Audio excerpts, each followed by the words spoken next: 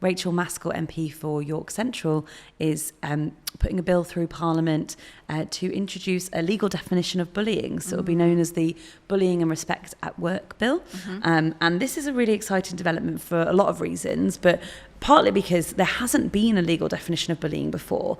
And so organisations have sort of usually an ACAS definition, but this could really strengthen the way in which we respond to bullying specifically in the workplace. And I'm personally quite excited to see how the bill moves through Parliament and the impact it has on addressing some of these issues. Yeah, I am as well. There's other elements in the bill that I'm quite excited about. That legal definition of bullying, I think, will be really helpful to employers because it's very open to interpretation at the moment, and it's in the grey areas where the problems happen. So I think that's a really positive element. They've talked about employers having mechanisms for speaking up and reporting, which is obviously a lot of interest to us here at Culture Shift. Yeah, our bread and butter. Absolutely. So the reporting of incidents, the investigating of incidents, which is also something that employers need a lot of help and guidance with. And then part of the bill, or the proposed bill at this moment in time, is going to have a sort of code of conduct, or it's called the Respect at Work Code, and that will the EHRC, the Equality and Human Rights Commission, will have the ability to enforce that, which I think is a positive thing, because one of the criticisms, one of the many criticisms laid at the door of the EHRC is that it doesn't really have teeth as a regulator. We have seen them kind of exercise their rights a little bit more recently with something that we've talked quite a lot about in our webinars and things, which is called Section 23, which is when the EHRC impose obligations for organisations to prove what they're doing to protect people from sexual harassment in most cases. So they've tried to sort of do as much as they can, but they haven't had a lot of teeth to bear, and if they're given these extra regulatory powers, then I think that's only going to be a positive thing for protecting people in the workplace.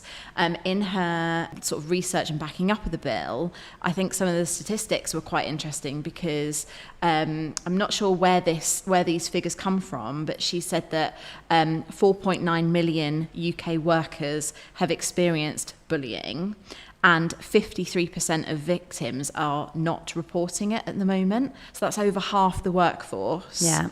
And we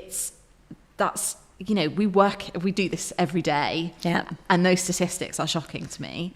And it's because I think organisations talk a lot about nurturing a speak up culture, but in practice don't make that happen. So the bullying exists, and what happens is people just remove themselves from that organisation, which is costing organisations a lot of money when people leave. So and that's not even taking into consideration the personal toll that happens. So I think that bill, it can only be a positive thing, to add more parameters and give organisations better guidance on how and what they should be tackling. Yeah, and that 53% statistic is shocking, but it's also we hear about reasons why people don't report these things day in, day out, and that might be because they fear they might not be believed.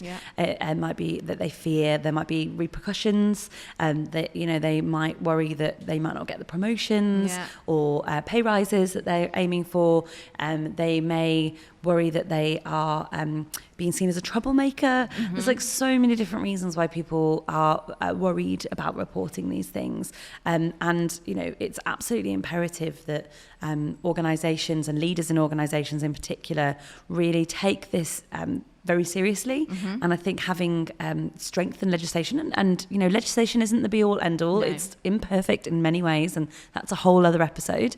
But it is something that people take seriously. The EHRC having more teeth is something people will take seriously, and it does mean that, like, hopefully greater investment and resources will go into organisations so they can actually back up what they're saying, because, like, linking it back to what we were talking about earlier, you know, there's all of these kind of big social movements that have made organisations step up and make anti-racism statements, or statements about how they're addressing sexual harassment in the workplace, but it's making sure you're actually got a proper plan in place, and you're resourcing that plan effectively, and then you're evaluating your success against that plan. And so, you know, I'm really excited about the fact that this bill might encourage greater resourcing and more effective prevention of these behaviours in the first place. Yeah, because just because it's the right thing to do doesn't mean that businesses will do it. So I think morally we can all agree that it's the right thing to do to protect people from bullying, harassment and discrimination. And what legislation can do is put those legal obligations onto employers so that they have to do it.